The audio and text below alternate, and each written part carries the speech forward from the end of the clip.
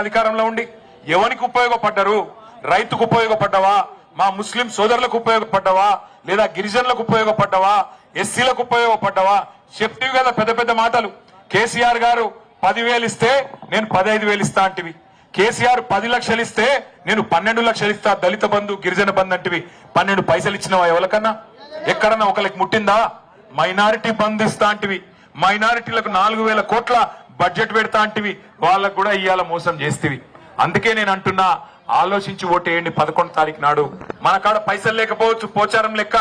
ఎందుకంటే అక్కడ ఆంబోతులు దున్నపోతులు ఏమో ఉన్నాయట. రేవంత్ రెడ్డి చెప్తుండే, నాకు ఎరగలేదు, నేను అంటలేను. నేను పెద్ద మనుషులను తిట్టే అలవాటు నాకు లేదు. రేవంత్ రెడ్డి తిట్టిండు, రేవంత్ రెడ్డి చెప్పిన పేర్లే నేను చెప్తున్నా. ఆంబోతులు దున్నపోతులు అట. మరి ఆంబోతులు దున్నపోతులు తిన్నవి సాలదన్నట్టు ఇవాళ పైసలు ఇచ్చి మీ దగ్గరకు వస్తారు. మా ఆడబిడ్డలందరూ నేను ఒకటే కోరుతున్నా, యాద పెట్టుకొని ఒకటే మాట, వస్తారు కాంగ్రెస్ వాళ్ళు. రేవంత్ రెడ్డి పంపిన లంగ పైసలు బాగున్నాయి వాళ్ళ కాడ. వచ్చి చేతిలో 1000 రూపాయలు పెడతారు. మీరు ఏం చేయాలి ఎరికేనా? 1000 రూపాయలు ఇస్తే మెల్లగా అడుగురి, బిడ్డ 1000 రూపాయలు ఇచ్చినవు సంతోషం, మరి మిగిలిన 99,000 ఎప్పుడు ఇస్తావురా అని అడుగురి. అంటే వాడు మిగిలిన 99,000 దాకా నేను ఏమైనా బాకీ ఉన్నానా నీకు అంటాడు. అవు బిడ్డ బాకీ ఉన్నావు, మీరు రేవంత్ రెడ్డి చెప్పిండు కదా నెలకు 2,500 ఇస్తా అన్నాడు కదా, మరి 26 నెలలే కదా బిడ్డ, 1,05,000 వేయాలి నువ్వు. మరి 1000 రూపాయలు అయితే మిగతా 1,04,000 ఎవడిస్తాడరా? పోచారం శ్రీనివాసరెడ్డి ఇస్తాడా? రేవంత్ రెడ్డి ఇస్తాడా? వాన్ అయ్యి ఇస్తాడా? ఎవడిస్తాడు కొడుక, ఎప్పుడు ఇస్తాడు అని అడుగుండ్రి. రెండోది మజబూర్ చేస్తారు. మీకు ఏమంటారు? చేతిలో 1000 రూపాయలు పెట్టి నువ్వు ప్రమాణం చేయి అలా దేవుని పటం పెడతారు నీ ముంగట పెట్టి, దాన్ని చేయి జాప్ అంటారు. మీరు చేయి జాపాలి మంచిగా. చేయి జాపి కళ్ళు మూసుకొని వాళ్ళు ప్రమాణం చేయమంటే చేయాలి. మనసులో ఏమనుకోవాలి? తుప్పాలు అనుకోవాలి. అప్పుడు ప్రమాణం లేదు, ఇమానం లేదు, ఏం ఫరక్ పడది. మంచిగా మోసాన్ని మోసంతోనే జయించాలి. ఇక్కడ ఉన్న మోసగాడు ఎమ్మెల్యే కేసీఆర్ కే మోసం చేసిండు. ఆయనకు మీరు మోసం చేస్తే దేవుడు కూడా మీకు ఆశీర్వాదం ఇస్తాడు. అల్లా ఆప్కో ఆశీర్వాద్ దేగా. ఆయనకు బక్కా మోసం చేయాలి. 1000 రూపాయలు ఇస్తే 2,000 ఇయ్యని తీసుకోవాలి, 2,000 ఇస్తే 4,000 ఇయ్యని తీసుకోవాలి. కానీ ఓటు ఎవరికి వేయాలి? మంచి చేసిన కేసీఆర్ సార్కి వేయాలి, కార్కి వేయాలి. మళ్ళా గరీబుల సర్కారు తెచ్చుకోవాలి. అది హిందువులైనా ముస్లింలైనా కేसीआर अंदरने రెండు కళ్ళలాగా చూసుకున్నాడు. केसीआर साहब ऐसे लीडर है जो मजहब के नाम पे कभी सियासत नहीं करे. हमारे मुसलमान भाइयों से बहनों से मेरी गुजारिश है, कभी मखदूम मयूद्दीन ने कहा था, हयात लेके चलो, कायनात लेके चलो, चलेते चलो, सारे जमाने को साथ लेके चलो. केसीआर ऐसे लीडर है जो हर किसी को साथ लेके गए. आपके बच्चों की आला से आला तालीम के वास्ते टिमरी स्कूल लगाए केसीआर साहब. खवातीनों के वास्ते 97 स्कूल और हमारे नौजवान बच्चों के वास्ते 104 स्कूल, कुल मिला के 208 स्कूल आपके बच्चों के वास्ते उन्होंने लगाए. उनमें करीब हमारे बच्चे 1,60,000 बच्चे पढ़ते थे. आज क्या हालत है उन गुरुकुल स्कूलों की, टिमरी स्कूलों की? वहां पे आज ठीक से पानी भी और ठीक से आज खाना भी नहीं दिया जा रहा है कांग्रेस की हुकूमत में. मैं आपको याद दिलाना चाहता हूं, केसीआर साहब ने आपके बच्चों के वास्ते, आपके रीत और रिवाज को इज्जत देने के वास्ते रमजान के दौरान आपको रमजान तोहफा दिया. आज ना रमजान तोहफा है, ना आपकी इज्जत की जाती है इस हुकूमत में. और ये ऐसी हुकूमत है, मिली जुली सरकार है, जॉइंट वेंचर गवर्नमेंट है कांग्रेस और बीजेपी की. आप देखिए ऊपर राहुल बाबा है. राहुल बाबा क्या बोलते? चौकीदार चोर है बोलते. कौन है चौकीदार? मैंने बोल रहा हूं राहुल बाबा बोलते चौकीदार चोर है. रेवंत बाबा क्या बोल रहे? फिर रेवंत बाबा बोल रहे नहीं, चौकीदार चोर नहीं है, हमारे बड़े भाई है. आप इस वास्ते बोल रहा हूं, याद करो, गौर करो, ये मिली जुली सरकार जो कांग्रेस और बीजेपी मिलके बीआरएस को खत्म करने की साजिश, केसीआर साहब की आवाज को दबाने की कोशिश जो ये लोग कर रहे हैं, हम इनसे तो नहीं डरेंगे, इनके बाप से भी नहीं डरेंगे. पर एक बात पक्का है, जब तक रहेंगे तब तक सेक्युलर ही रहेंगे, आपके साथ रहेंगे.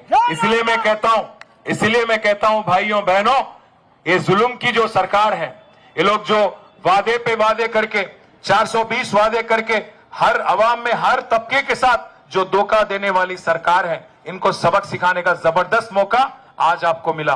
क्योंकि अगर आज छूट गए फिर 3 साल तक नहीं मिलेंगे. पूछिए पोचारम श्रीनिवास रेड्डी से, क्यों गए कांग्रेस में? आपको जिताए थे टीआरएस में, आप कई को गए कांग्रेस में? पूछिए.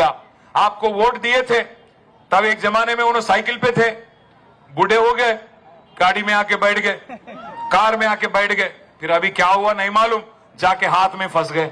इस वास्ते पूछिए उनसे क्यों गए भाई, क्या मजबूरी थी आपकी, क्या लाचारी थी, क्या बीमारी है, क्यों गए पूछिए।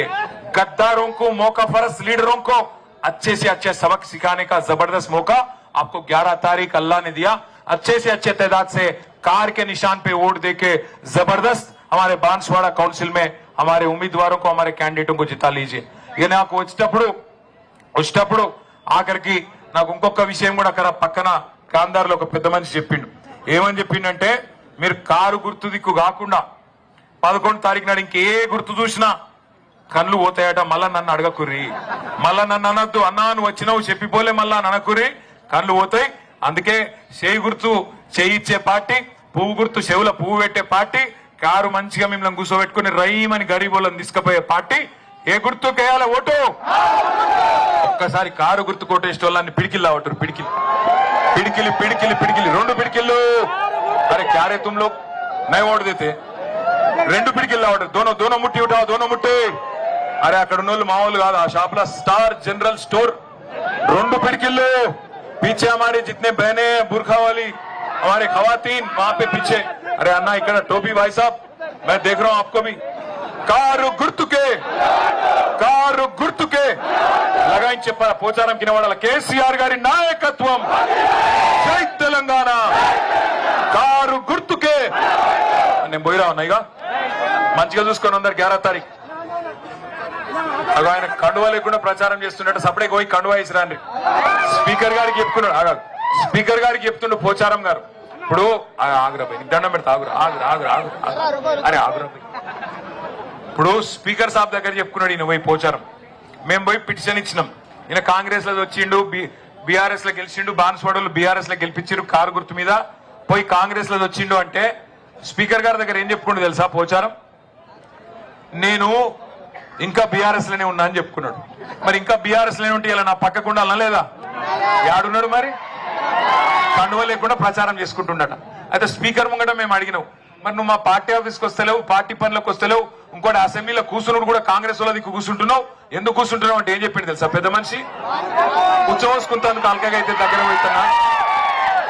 గంత పరిస్థితి వచ్చింది అలా పెద్ద మనిషి. ఇంత పెద్ద మనిషి, గిన్ని పదవులు, అంత మంచిగా బతికితివి, ఇలా గింత దిగజారిపోతివి. అందుకే నేను అంటున్నా, ఈ బతికే బదులు సపరేట్ బండ కట్టుకొని బాయిల దుంపితే లొలివిక్కు. బాన్స్వాడకి ఎలక్షన్ ఉంటుంది, ప్రజలు డిసైడ్ చేస్తారు. నేను అడుగుతున్నా పోచారం శ్రీనివాసరెడ్డి గారు, నిజంగానే రేవంత్ రెడ్డి పొడిచి పీకి పందిరేస్తే దమ్ముంటే రాజీనామా చేయి, బాన్స్వాడ ప్రజలు డిసైడ్ చేస్తారు. ఎవరు కరెక్ట్, కేసీఆర్ రేవంత్ రెడ్డి, బాన్స్వాడ ప్రజలు డిసైడ్ చేస్తారు. రాజీనామా చేసి ప్రజాక్షేత్రంలోకి రా, రేషముంటే దమ్ముంటే రేషముంటే రాజీనామా చేసి బాన్స్వాడ రా, చూసుకుందాం. జై తెలంగాణ. थैंक यू, अंदर की थैंक यू. मैं आके फिर आपको, आप 11 तारीख जिताए तो मैं फिर जुलूस में आता हूँ, ठीक है ना? थैंक यू, शुक्रिया आपका, थैंक यू. जय तेलंगाना.